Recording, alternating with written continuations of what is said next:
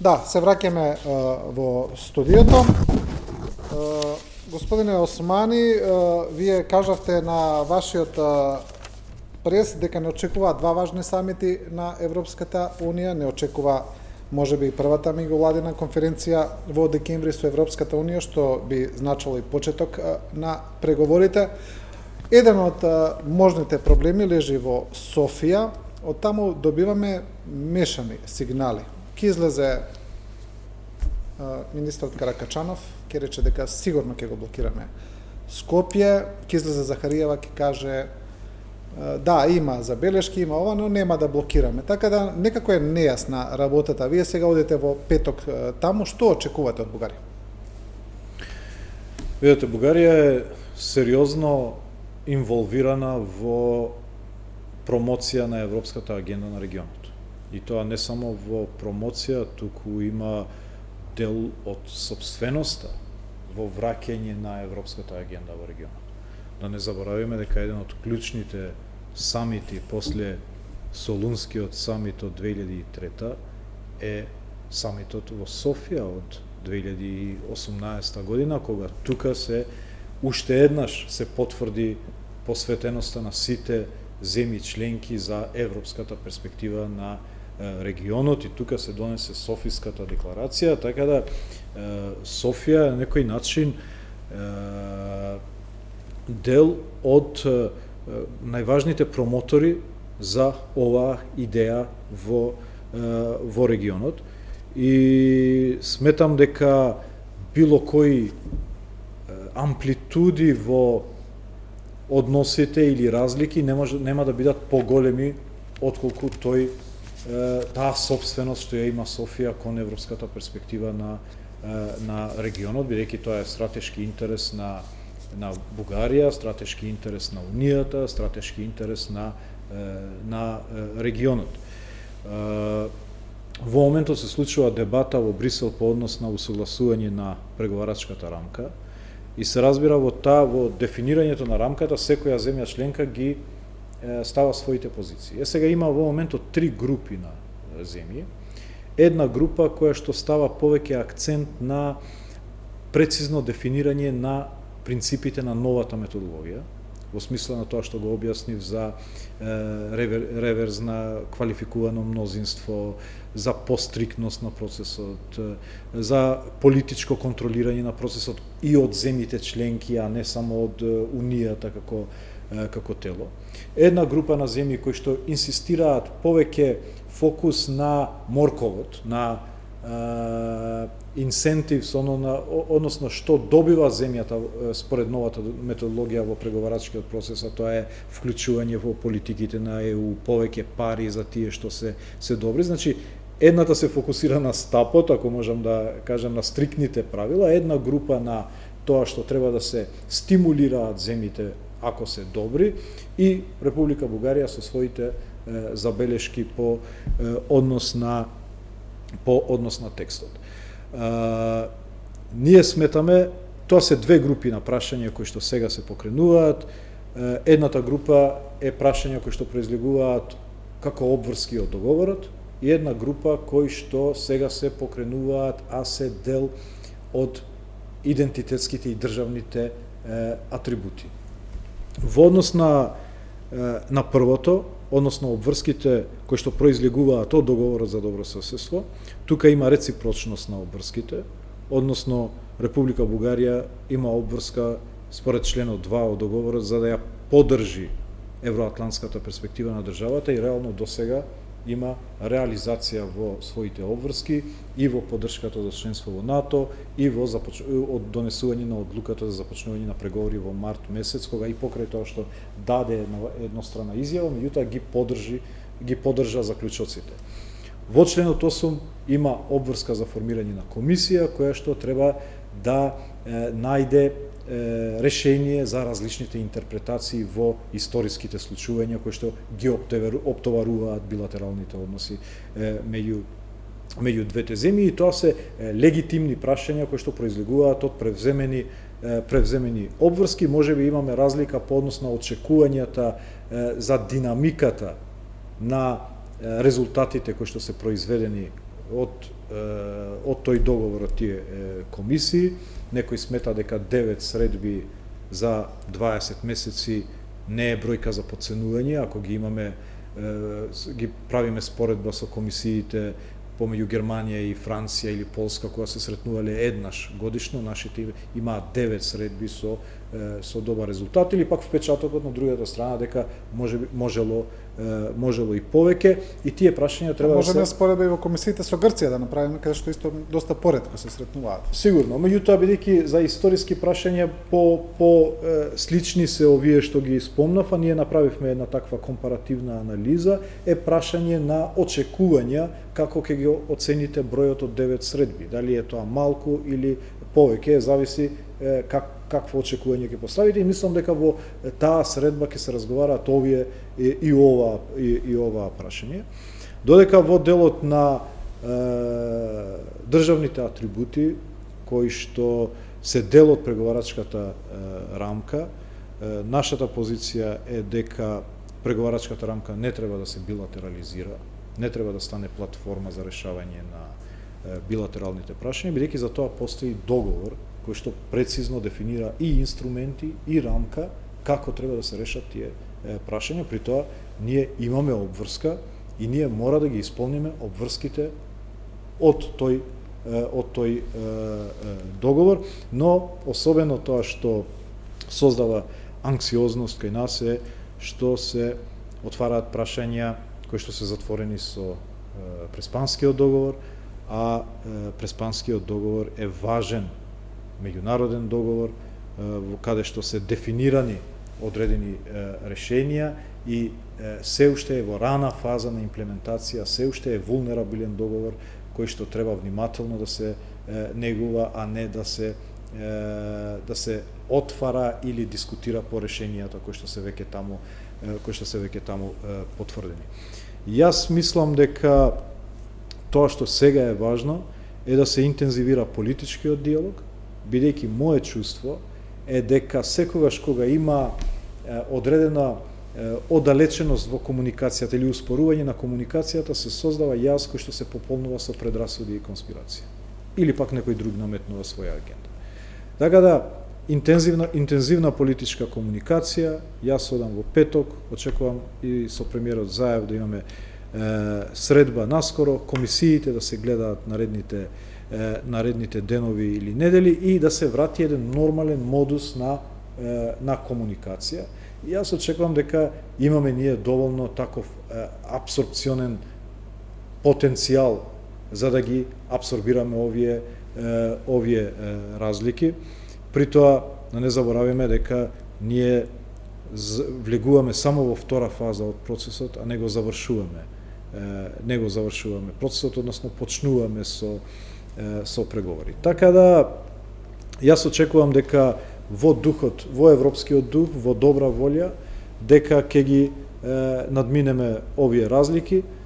Се разбира, пак ќе кажам, прашањето на нашата посветеност, сериозна посветеност во имплементирање на обврските од договорот. Доколку има впечаток во бугарската страна дека недоволно се работи во обврските кои што ги имаме од договорот, тоа или треба да се објасни, или треба да се, доколку не е така, или треба да се поправи доколку е така. И тука ние не треба да бегаме од таа одговорност, со тоа што во прашањата на државните атрибути сметаме дека тие се прашања кои што се решени и со договорот за добрососедство, и со Преспанскиот договор, меѓутоа и со други меѓународни документи. Добро, сега тука имаме два моменти. Едниот е технички, како што вие велите во обврска на спроведување на договорот, да речеме број на састување на комисијата, но очигледно е дека Софија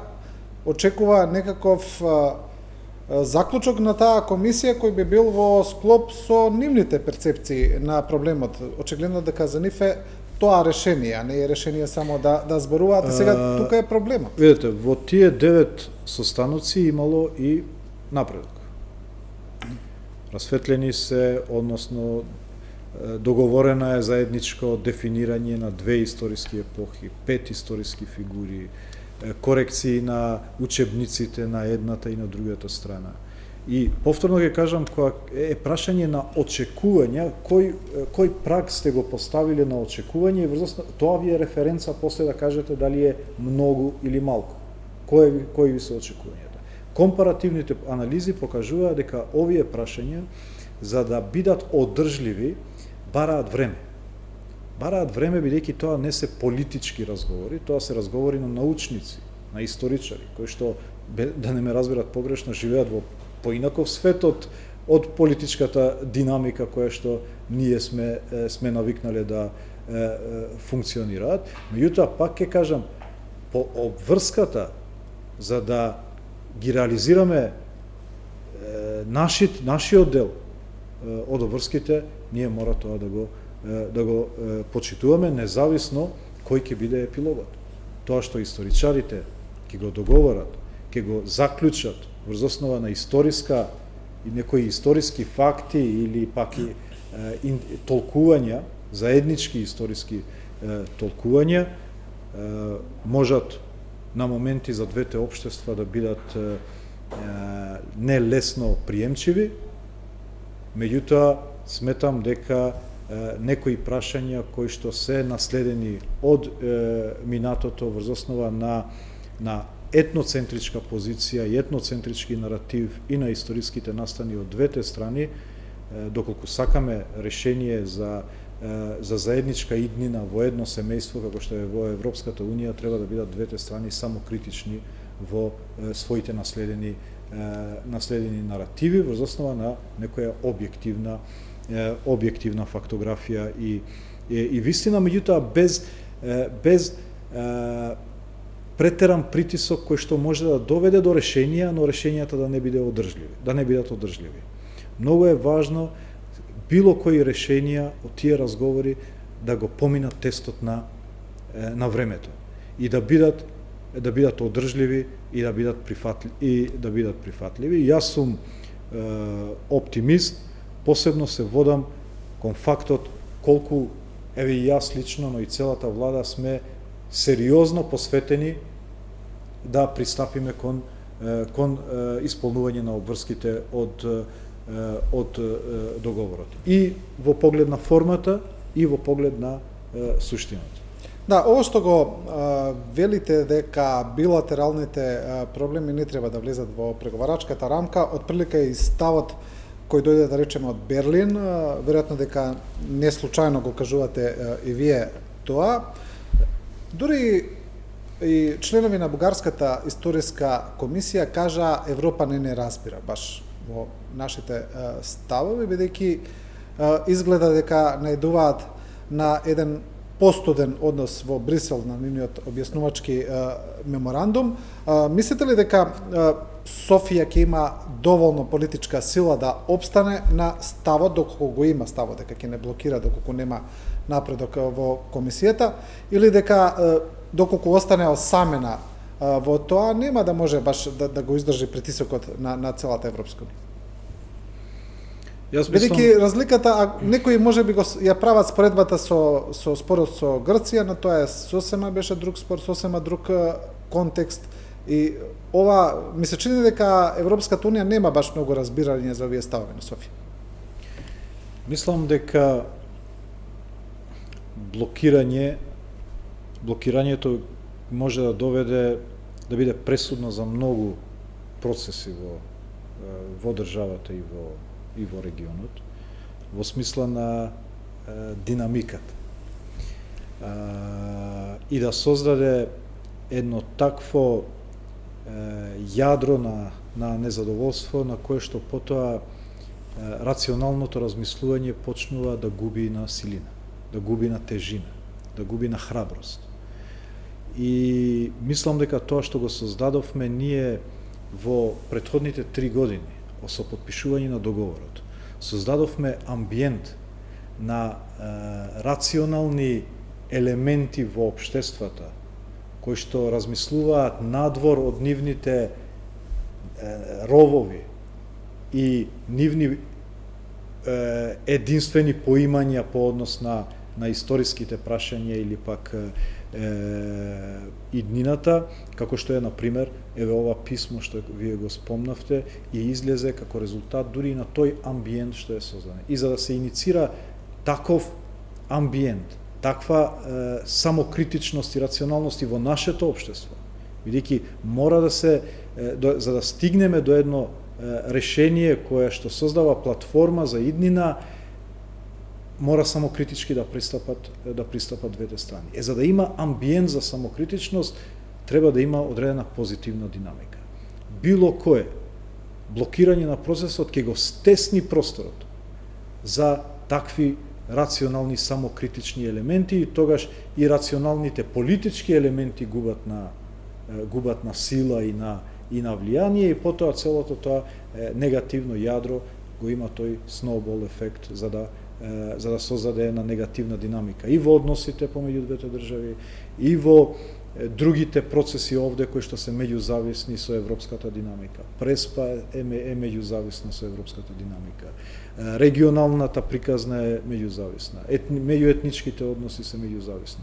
Така да, ова се прашања на кои што се засновуваат многу важни процеси во државата, и мислам дека и Република Бугарија е свесна. Но тоа нас не значи дека треба да ни даде комодитет да не ги превземеме обврските и не ги сваќаме сериозно обврските од подпишаните договори, колку и да тие може да бидат непопуларни, колку да тие бидат неприемчиви за граѓаните. Јас мислам дека ние сме сериозно посветени кон тоа прашање. Често го кажувам тоа, разлика меѓу државник и политичар е што политичар мисли на следните избори, државник мисли на следните генерации. И јас мислам дека припаѓаме во таа група на луѓе и политичари кои што размислуваат за идните генерации, а не за следните избори. Така да очекувам прво со комуникација фреквентна, работа на комисиите, создавање на тој амбиент, поддршка на Бугарија на евроинтеграцијскиот процес, да го полека создадеме тој простор за рационално, самокритичко размислување кон досега етноцентричните наративи од двете страни, за да најдеме заеднички точки на одбележување или интерпретирање на различните историски дилеми. Да, добро, ќе видиме кој ќе биде епилогот од вашата посета на Софија. Во однос на посетата на еврокомисарот Вархеј, еврокомисарот го представи тој инвестициски план за Западниот Балкан, кој што вели дека е вреден 9 милиарди долари. Ние до сега имавме доста некакви, ајде да речеме во претходниве децении, најави за планови, за големи инвестиции, за такви крупни проекти кои на крај не се реализираа премногу. Имате ли сега вие надеж, некоја посериозна надеж за овие најави од Европската Унија? Ова е сериозна иницијатива на комесарот и на комисијата во поглед на конвергенцијата економска на земјите во регионот, а потоа и регионот со Европската Унија, и создавање на заедничкиот економски пазар, на што работиме сега во регионот, како предуслов за членство во Европската Унија. Тоа што е ново во овој пристап е дека се работи за пакет од 9 милиарди чист грант, а не кредити, за финансирање на проекти кои што владите ги доставиле до Европската комисија како приоритети и веројатно во една добра фаза на созревање на проектот. За да не бидат тоа само некои идеи кои што треба да почнат да се обмислат, туку проекти кои што се созреани до една фаза и кои што се стратешки важни за државите, со акцент на меѓудржавното инфраструктурно поврзување. Тоа се автопатишта, тоа се железници, тоа се гасни интерконекции и тоа се бродбенд, односно интернет, оптички кабли помеѓу државите, за да бидејќи тоа е инфраструктурата во регионот, поврзувањето на Скопје и Софија со автопат, Скопје Тирана со автопат, Скопје Приштина со автопат и сите други градови е основен предуслов за создавање на тој заеднички економски пазар од 18 милиони граѓани со отргнати сите можни бариери за движење на луѓе, стока, капитал и услуги, за да се отварат и ослободат сите скриени потенцијали на овој регион кои што како фрагментирани пазари не можат да бидат атрактивни за глобалните инвеститори. За да бидеме атрактивни за глобалните инвеститори, ние мора да создадеме заеднички пазар. Тој заеднички пазар значи отргнување на бариерите и создавање на инфраструктура. Овој проект од 9 милиарди ќе ја создаде таа инфраструктура. Пристапот кој што го кажа денеска комесарот Вархеи дека ставале приоритет на проекти кои што би можеле да се завршат во наредните 4-5 години е исто така многу важен пристап, но тоа ќе зависи, имплементацијата ќе зависи од нас.